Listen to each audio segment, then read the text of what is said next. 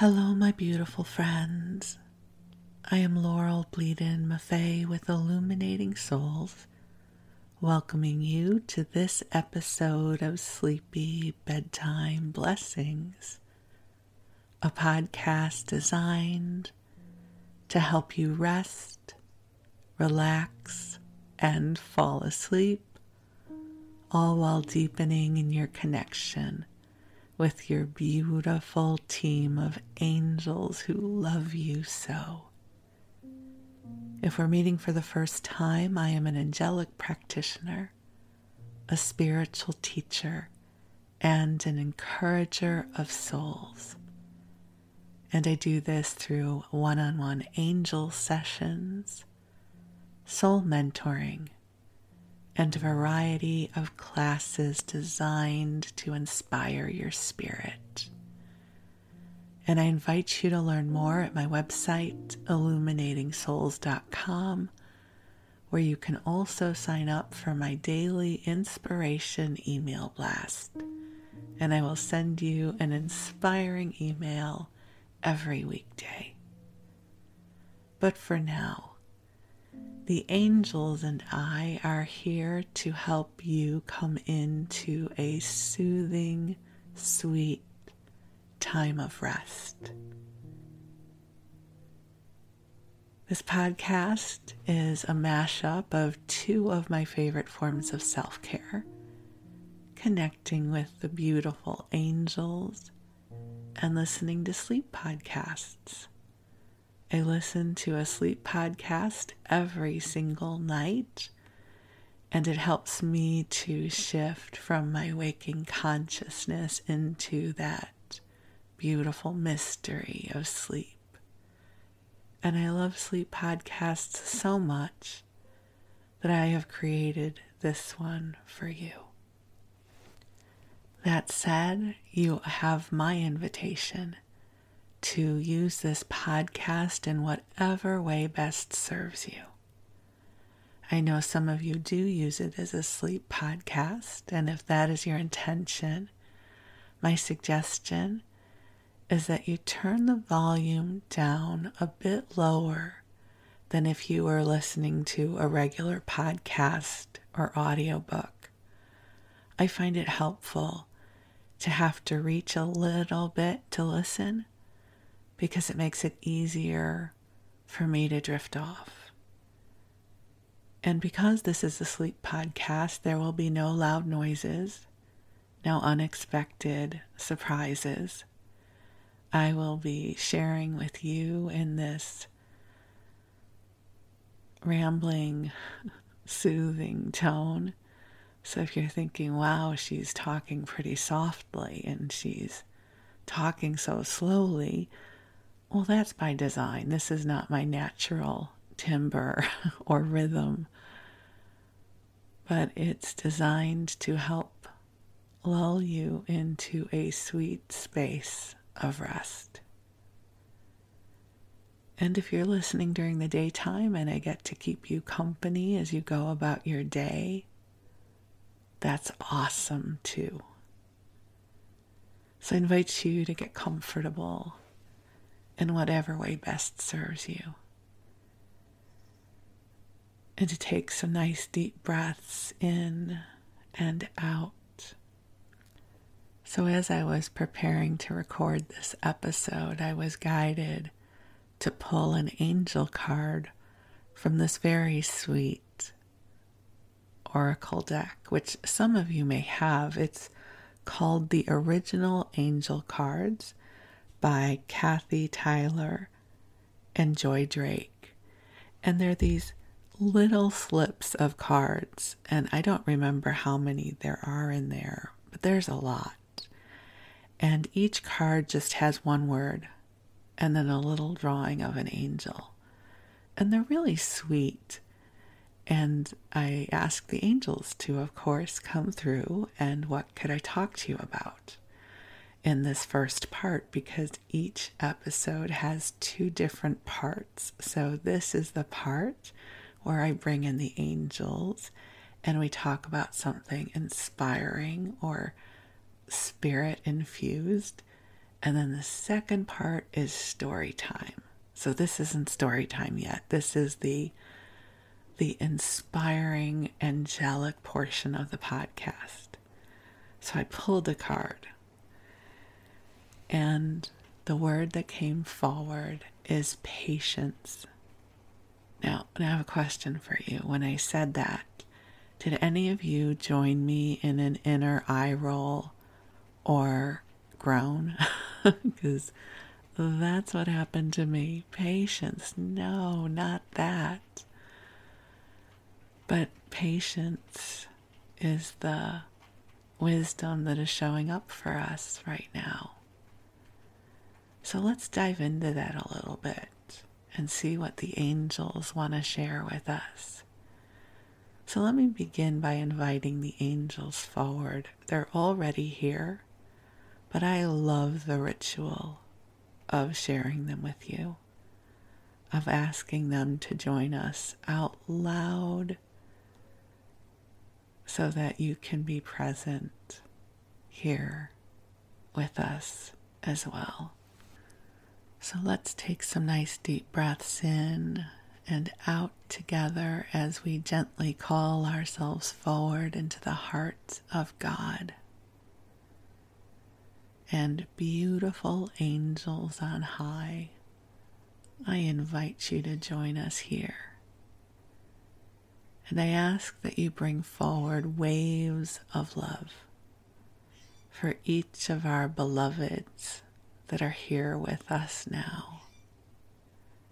And even as I speak this prayer, I hear a bird in the background that you may hear as well, rising up to sing the song of the angels with us as I record this. So angels, please bring forward light and healing, compassion, inspiration, and clarity in service to our beautiful friends gathered here with us now. So dear ones, just take some nice big deep breaths in and out.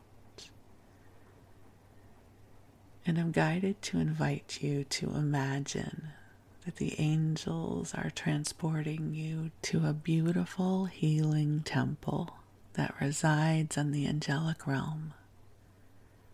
Just use your imagination if you'd like.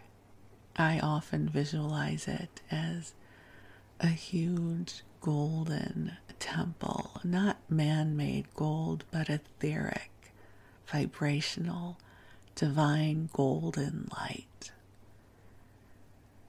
And the doors swing open and you are made welcome in this beautiful temple of light. And I love this visualization because it always helps me to remember that this light is always available to us. So just imagine, visualize, allow it to be so that you are being greeted by one of your beautiful angels.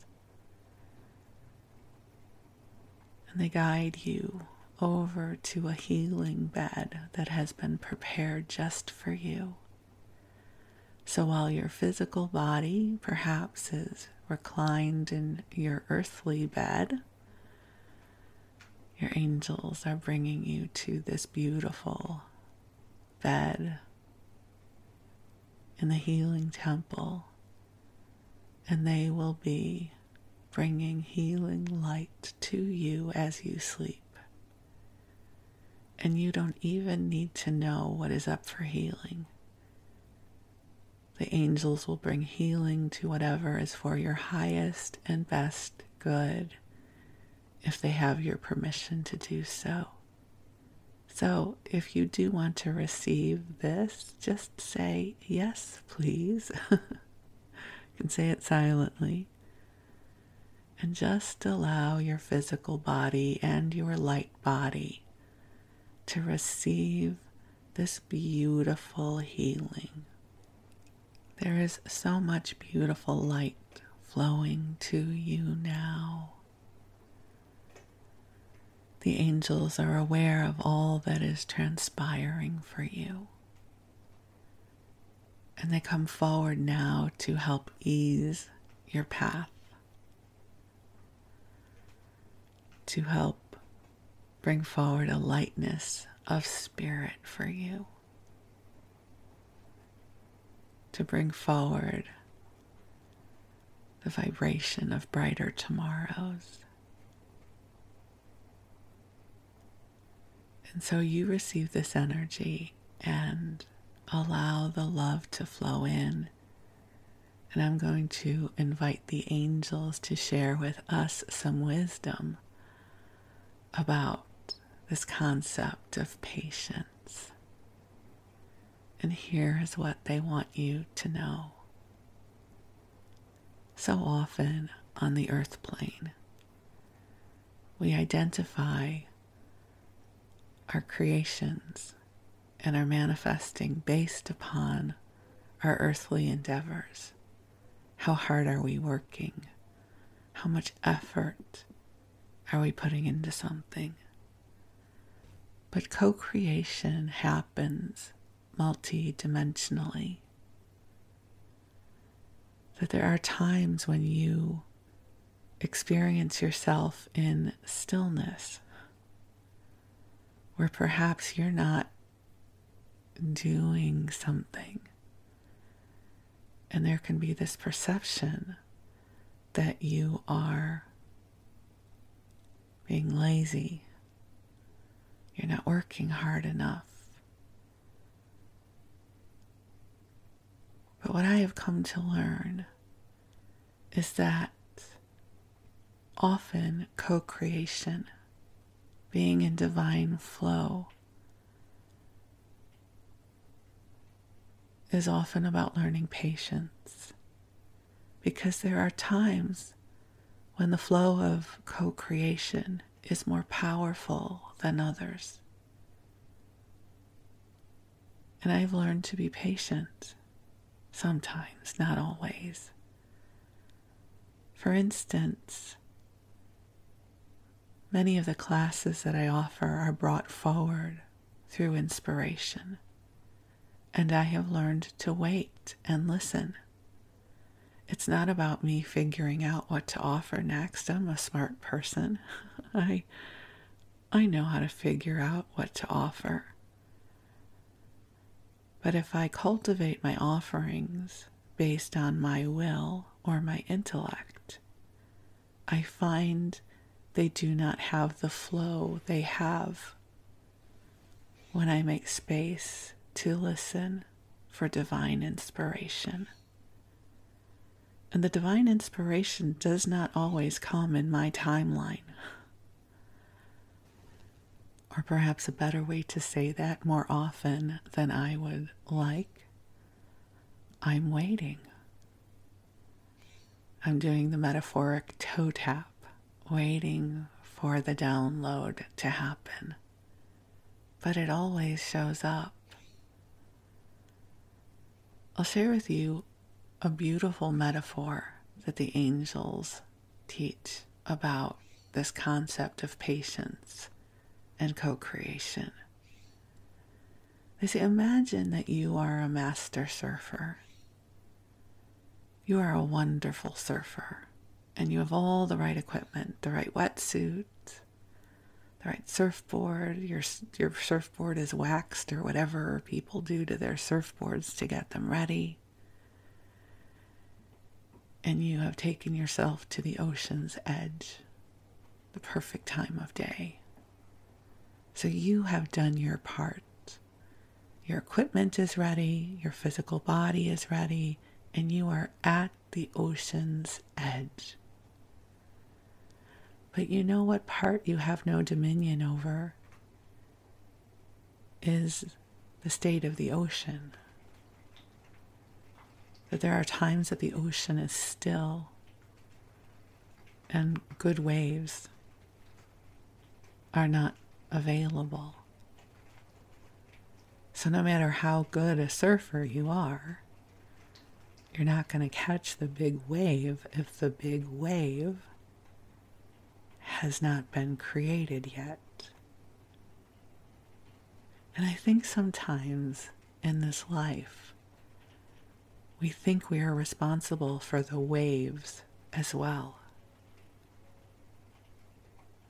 We're co-creating in a multi-dimensional universe. And there are times that the creation energy is powerful. And there are times when it is quiet. One of my teachers says, and I love this quote from her, it's from Mary Hulnick at the University of Santa Monica. She says, there is a difference between incubation and inertia. And I have come to learn to discern the two, because I certainly have experienced a lot of inertia in my life as well. But there are times when I am called to go into a pause. I might be tired. I might be irritable. I might not feel the flicker of inspiration or drive to get anything done. And I've learned to be okay with that, because at some point, the pilot light is ignited and I'm ready to go. So I invite you to really look at your own creation cycles. Your creation cycle will be personal to you. Just because your partner or best friend is someone who gets 25 things done in a day, it doesn't mean that this is your style. I'm a steeper. I steep with things. I think about them. I roll around with them. I am typically not a person who rushes into action quickly. I'm not saying that's good or bad. It just is. There are times I'm very spontaneous, but I've learned to be patient with the part of me that steeps. I was working with a friend who was my coach for a while, and we would have these big revelations, and I would leave a session with this list of things, like this is the answer. And the next week, there would be this expectation that I would have taken action, and I never did. I was like, I'm still steeping. It's just my style. And I've learned to have patience with my own process. I remember years ago, I went to a training with a friend. It was a training about social media, and it was a 2-day training. So we left the first day profoundly inspired with lots of ideas. And I went home inspired, and I had dinner and I watched television. My friend went home and she redid her website and she shifted things on social media. And we met up the next morning and she had done all of this. And I said, when did you do that? She said, last night. I said, oh. I said, I had a lean cuisine and I watched television. This is the difference between us.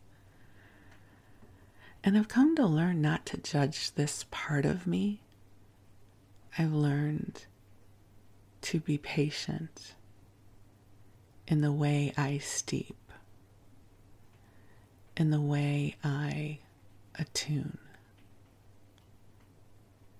in the way I coax myself forward. Because the drill sergeant approach has never, ever worked for me. I just dig my heels in and resist all the more. I like to be coaxed, whether it's coaxing from the angels or the universe or a treat at the end of the day. I do really well with the reward system of something delightful being seated for me. So I invite you to take a deep breath in and allow this beautiful angelic light to flow to you. And perhaps while you're drifting off, you can gently contemplate your relationship with patience, especially as it relates to your co-creation style, your co-creation archetype. The creative spirit needs time. Here we are these miraculous beings with this vast consciousness that can dream up more than we can ever implement in a lifetime, never mind a day. And so there is this delicious opportunity to be in the expansiveness of consciousness, to wander through the opportunities and the potentials,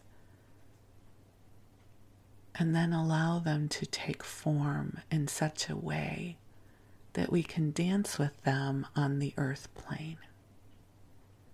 I love that process of creation. So, be patient. Be patient with yourself. Be patient with your process.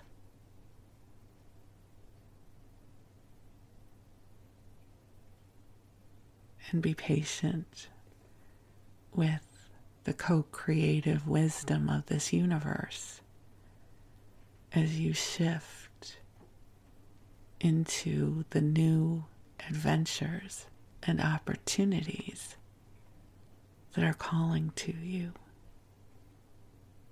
And so I share this beautiful wisdom with you, inviting you into a place of reflection, continuing to receive this beautiful, healing, divine light from your team of angels who love you so. And I invite you to rest. Rest into the love.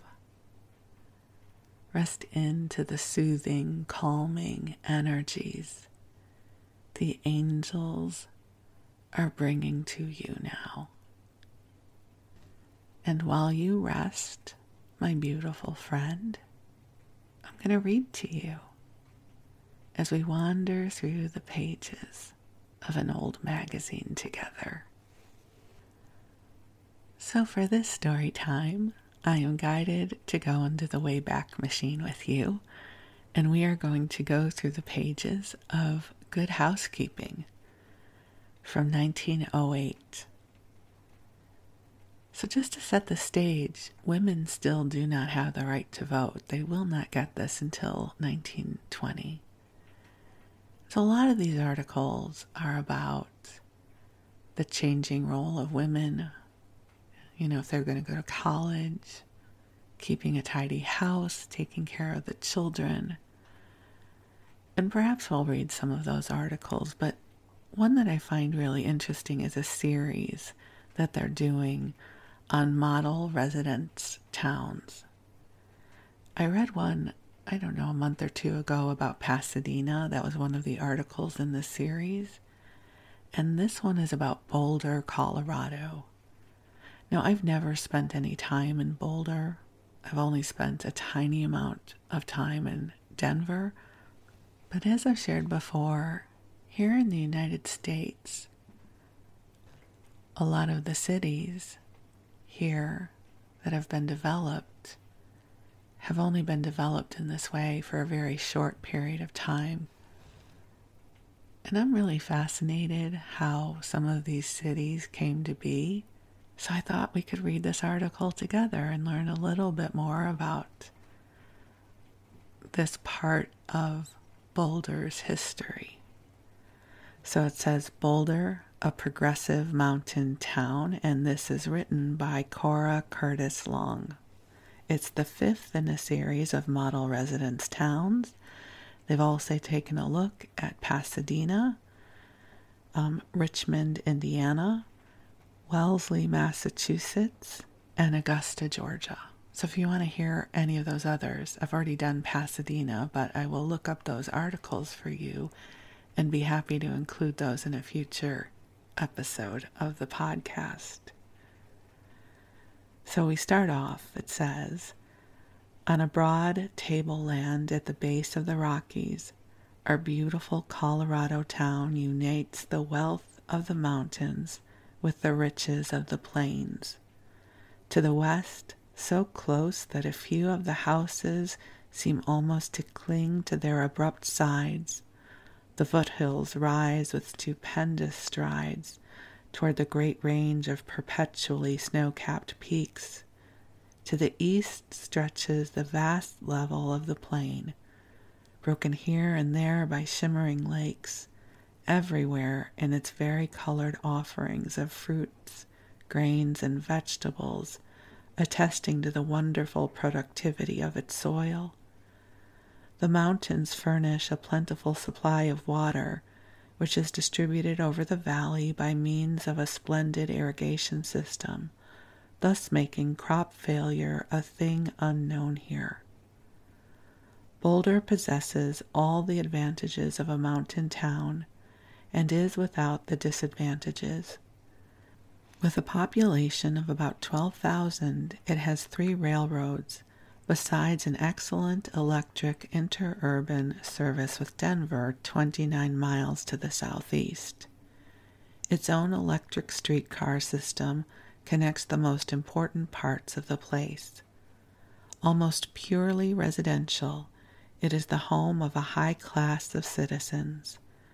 There is no slum problem to be solved, no smoke nuisance to be settled, and yet, unlike so many residence towns, Boulder offers a home to the man who must labor with his hands. Recent rapid growth has caused the carpenter, the painter, the brick and stonemason to be in demand. Close about the town there is much fruit growing, much vegetable gardening, many poultry farms. Any of these offer a comfortable maintenance to the man who works scientifically and earnestly. The mines and quarries, both in mountain and valley, supply additional means of support. The natural resources which Boulder has at command are almost unbelievable to the stranger. The plain is rich not only agriculturally and horticulturally, but abounds in mineral wealth as well. Fine building stone, good coal, high-grade oil, and natural gas are all abundant. Clay for making brick and stone for cement also occur. Stone is a material considerably in evidence in the buildings, and the supply is practically inexhaustible. The oil fields are being rapidly developed, the large daily output of oil being excellent grade. Gold, silver, tungsten, zinc, lead, and copper form a very material part of our natural wealth. Gold, silver, and tungsten are especially prevalent, the mountain lands about Boulder being the greatest tungsten-producing region in the world. From the mountains come an unimpeachable supply of drinking water. To them, too, we look for water power. The restless, dashing waters of Boulder Creek are now being harnessed to run one of the largest electric power plants in the United States. Surely the healthful, energizing atmosphere must be looked upon as a resource.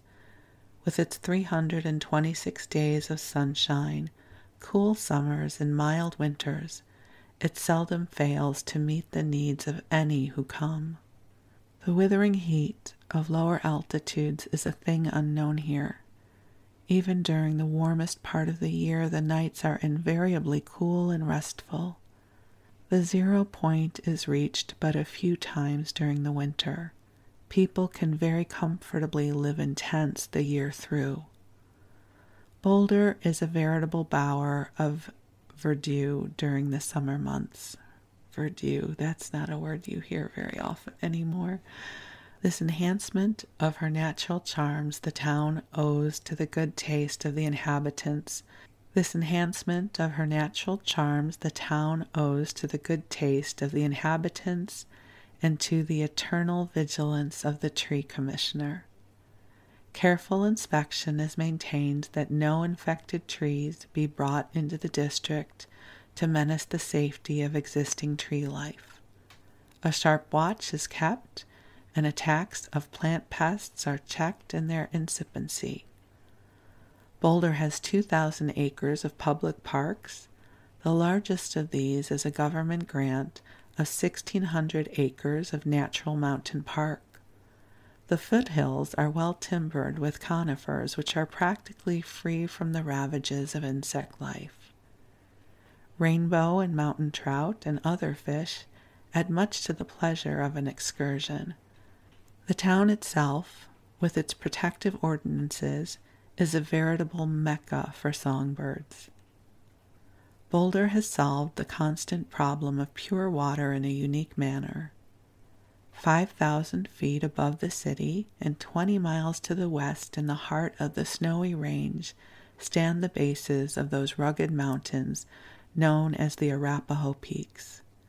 High along their sides, and reaching almost to their pinnacles, lies the Arapahoe Glacier, the only true glacier in the state. Almost 200 acres of solid ice it is, torn here and there in deep crevices moving downward at the rate of 17 to 27 feet yearly. At the foot of the Arapahoe Peaks and fed by this glacier extends a chain of lakes comprising 250 acres of clear, cool water, high above all sources of pollution or contamination. The entire watershed with the lakes themselves is the property of the city. The water is conducted to the town by 4 steel pipelines, not long since completed, at a cost of $200,000. A recent examination of this water by a Chicago chemist shows it is 99.996% pure. Wow, it would be interesting to hear what the status of that is these days with all the water shortages. But it was a time of golden possibilities back then, I suppose, where nature seemed plentiful, right? A different time and a different consciousness. But I'll keep going. Milk and cream are obtained from a number of dairy farms not far from the city. These are under the supervision of a dairy commissioner whose duty it is to inspect carefully all dairies and dairy products. So I'm going to skip that part. Okay, this might be of interest. The matter of garbage, because this is part of urban planning, right? How do we get rid of all the stuff? So the matter of garbage is under the supervision of the city teams being employed for its daily removal. The sewage accommodations have of late years been only partially complete because of the rapid extension of the town on all sides. These are being greatly enlarged and extended during the present year. As rapidly as the sewer lines are completed, sewage connection is enforced. When the plans now underway finish, Boulder will have a highly efficient modern drainage system. Small wonder is it that the town has acquired an enviable reputation as a health center. To this place come the ill and exhausted to breathe in health and strength with the ozone-laden, pine-scented air. With a well-equipped, well-organized, paid fire department, 3 fire stations in different parts of the town, and an abundant supply of water under high pressure, a fire seldom reaches the point of destructiveness. Saloons were voted out 2 years ago, and the integrity and acumen of the administration have been such that we have a prohibition which prohibits the sale of intoxicants. Consequently, we have no disorderly element, and our police force is small, 1 chief and 4 patrolmen being found adequate. Exceptional educational advantages are offered here. The public school management is healthfully progressive and wide awake. At present, we have 9 fine stone and brick school buildings with over 50 teachers, and are building on an average 1 school building every 2 years. Boulder is fitly named the Athens of Colorado, for it is the home of state preparatory schools and the state university. The fact that these 2 large institutions are here has a determining influence on the character of our community. The public has not been slow to recognize the advantages obtainable, and every year families from all parts of the United States make this place their home, that their children may profit by the educational facilities so uniformly and exceptionally good, from the lowest grades of the public school up and to and through the graduate department of the university. The Boulder Carnegie Library and the large library of the State University are counted not the least of Boulder's attractions by many of her citizens. And I just have to say, an aside, I want to do some research into the Carnegie libraries. I'm reading a really lovely book right now called Lost Friends, and they're talking about how this small town got a grant to have a Carnegie library. And I thought, I want to learn more about that. So maybe in another episode we will explore Carnegie libraries. So the Boulder Carnegie Library and the large library of the State University are counted not the least of Boulder's attractions by many of her citizens. The Texas-Colorado Chautauqua grounds lie to the south on an ascending slope, which gradually rises several hundred feet and then falls quickly away into a pine-timbered, vine-grown glen. Here thousands come yearly to rejuvenate physically and mentally. From May till October, the cottages are well filled with tourists from all the states in the Union, while during the Chautauqua proper, which begins July 4th and lasts 6 weeks, the white-tented city which springs up evidences the popularity of the program. Boulder has 11 churches and a new $40,000 YMCA building. In the southeastern part of the town is the University Hospital. The Place Sanitarium is near the center, while the grounds of the Colorado Sanitarium lie toward the northern edge. The tasteful, well-kept houses, smooth lawns, and clean streets with their sparkling mountain water coursing along through stone gutters have not failed to influence for the better the lives of the residents, nor to add to the pleasure of our sojourners. Professor Richard Moulton of the University of Chicago says, "I do not know that I have ever seen so much good taste in the architecture of private dwelling houses in any single place." With an excellent grade of coal at about $4 per ton delivered, and a correspondingly cheap supply of natural gas, the question of heating is by no means a terrifying one, especially when one considers that the townsman often eats his New Year's dinner out of doors, so summer-like are many of the winter days. Food supplies average about the same in price as in the Mississippi Valley region. Clothing may be secured at correspondingly reasonable rates. And then the article abruptly ends. So it's always interesting to hear how they describe these towns and their developments back then through their perspective. And certainly now we know a lot more than we did back then. But I just thought that was an interesting little tidbit to share with you. But let's find some more articles we can read together. Okay, how is this article? The Mysteries of Lingerie, from the Perception Filter of 1908, written by Isabel Gordon Curtis, again in Good Housekeeping, 1908. So one morning, I watched a pretty girl busy with a bodkin, I don't know what that is, and a roll of ribbon, threading into her underwear the silk tie strings which fashion demands. Piece after piece of fresh laundry was laid aside, ready for wear, but every inch of ribbon that adorned it was snowy white. "You don't run to color, do you?" I asked. "Never," answered the girl emphatically. "Never since I saw May Robinson in The Rejuvenation of Aunt Mary." That was an awful object lesson. Sorry, the birds are going crazy out here. A little extra ambiance for your listening pleasure. Before that, I made my lingerie gorgeous with blue, pink, even yellow ribbon. When I saw Aunt Mary drop her kimono and step out in a bewildering fluff of lace-trimmed, ribbon-adorned lingerie, I lost my breath for a second. She was the most ridiculous old object you can imagine. If she could only have been satisfied with baby blue ribbon, but no. She flounced about the stage with yards of ribbon, 2 inches wide, fluttering about her, ribbon crimson as rambler rose.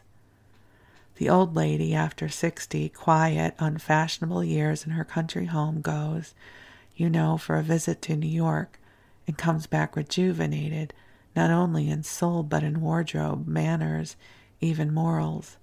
Her up-to-date lingerie was the limit. She had brought the most exaggerated styles in the shops. No wonder they scared her staid old servant into a fit. It was nothing but a clever bit of comedy. Still, it must have set a lot of women in the audience thinking, as it did me. They saw what guys they had made of themselves with splashes of bright ribbon showing through transparent waists. It must have been some kind of burlesque show, I imagine. Okay, so we'll keep going. The girl was right. It only requires the multitude to seize a fashion pretty and refined in itself to make it grotesque, so much so it's stamped out of existence, or else relegated to such a stage of simplicity as the hoi polloi would never imitate. This sort of thing goes on constantly like a cycle in the world of fashion. Here, said a French woman who runs a trousseau shop in a big city, here's the most chic thing in corsets. She laid before me the daintiest girdle imaginable, made of white satin, powdered with embroidered rosebuds and pinks and greens of such delicacy they fairly faded into the background. "And that?" I queried, pointing to another corset of radiant yellow satin, splashed with purple pansies. "Ah, that," the Frenchwoman shrugged in a gesture of disgust. "Ah, that horrible. Only we have all sorts of customers. When a lady comes in, I know at once whether she wants the extinguished rosebud or the flamboyant pansy. I never mistake. The woman who buys the pansy corset exclaims, 'It is so chic, so French.'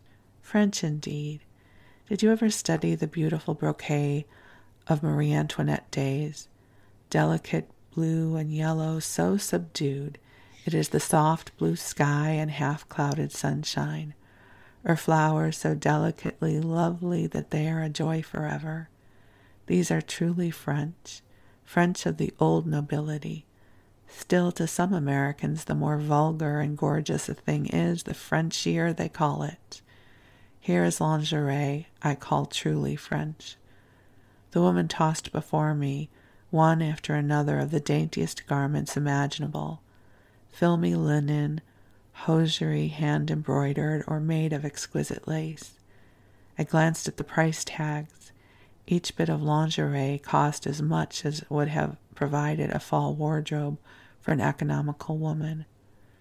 "Gracious," I exclaimed, "do you sell many of these?" "Well, there are seasons when it is almost impossible to fill orders. During early spring and fall, the bride comes shopping.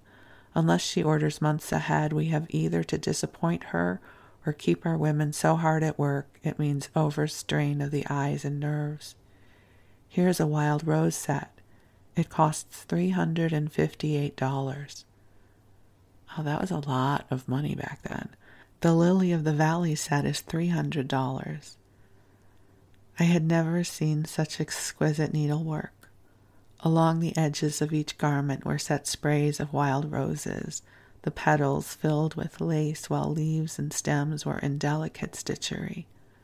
Lilies of the valley bordered the other set. Sprays of leaves, graceful stems, and bell-like blossoms were tossed here and there in profusion, then cut out with a charm of irregularity as real as the blossom itself. I hinted at extravagance. Ah, do not be one more woman to maim the rich for spending their money, cried the little Frenchwoman. Unless you are in the business, you cannot guess what a boon this work is for the woman who has to earn a living by her needle. We provide work all the year round and pay good prices to women of refinement. 50 years ago, a girl was taught to sew beautifully. A machine never touched one of these garments. Every seam was sewn by hand. The middle-class woman cultivates a taste for clothes far beyond her means and imitates the lingerie of the rich at the lowest possible price. Her demand is catered to by the department store. She is speaking the truth when she tells of buying underwear for less than the goods would have cost. I have seen bargain counters heaped high with lingerie that sold at actually no margin to speak of. Many a poor soul toiled day and night to make such bargains possible, earning barely a shelter and bread. Let the rich woman spend her money as lavishly as she will. She is providing comfort and employment in many a home. Corsets and underwear were not the only lovely things in the trousseau shop.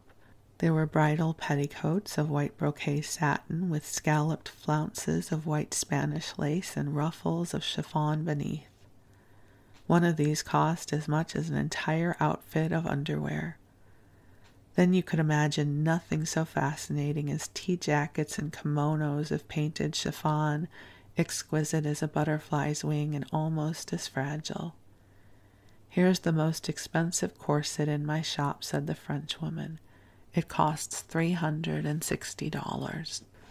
Okay, and I figured at this point you might be curious as to what that translates to today, so I just Googled it, and $360 is equivalent to $11,700 and something dollars today.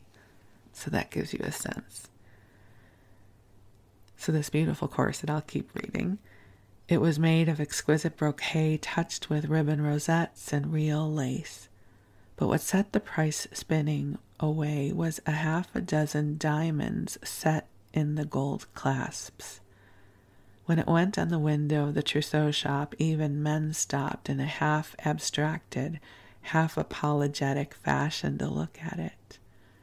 A Washington woman tells of finding a certain Persian minister spellbound before the display of lingerie. I would never have dreamed of finding you here, she cried. What interests you? The corsets, madam, he answered naively. I was thinking by what wonderful means the American woman adds to her beauty. Our women, and there are no lovelier women in the world, cannot understand the beauty of the corset. They call them steel prisons. And they are so plump they require them. If they could only see these, they would be converted. The story is told of another diplomat, a Frenchman who fell desperately in love with a beautiful Washington girl. She treated him coldly. There was a kindly American matron to whom he frequently turned for guidance in the ethics of a new civilization. On Christmas afternoon he appeared the picture of dismay and unhappiness. Ah, dear madam, he cried, she has given me the terrible rebuff. She has said without words, I do not love you. What has happened now? I sent her a Christmas gift, the loveliest gift I could find. I enclosed a note telling her how dearly I loved her. In half an hour, the box was returned with a message that she could not accept such a gift. Well, what did you send her? Corsets, the most beautiful corsets I could find. Why, my dear boy, you should never have sent such a thing as that to a lady. No American girl could accept such a gift from a man. It would not be exactly proper. Proper, cried the perplexed diplomat. Why not proper? Do you think that really happened? I don't know. Okay, it's an anecdote, perhaps. A lady in my country would have been perfectly charmed. They were not ordinary corsets. They cost $60. Still, they were not a proper gift, said his friend emphatically. Our American civilization may be queer in spots, still it has produced a type of woman quite different from the French woman. Even she is prudish today in comparison with her great-grandmother, to whom the making of a toilette was the event of a day. She sat in a boudoir in exquisite negligee, held receptions for her men friends while she was being painted, powdered, and patched.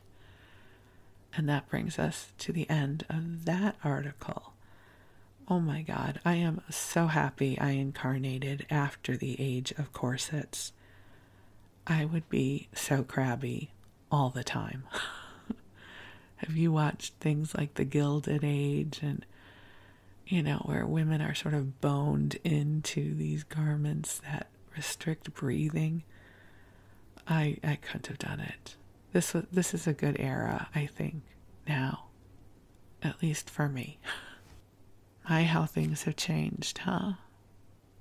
So thank you for letting me share these articles with you.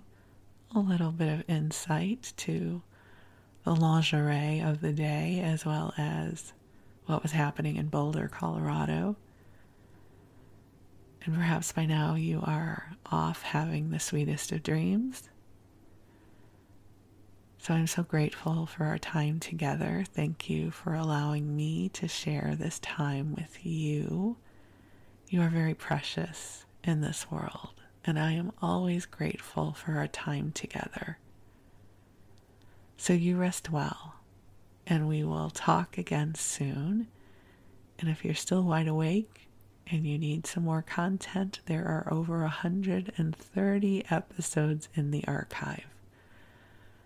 So just go ahead and cue one up, and I will continue rambling and meandering and keeping you company. So thank you so much.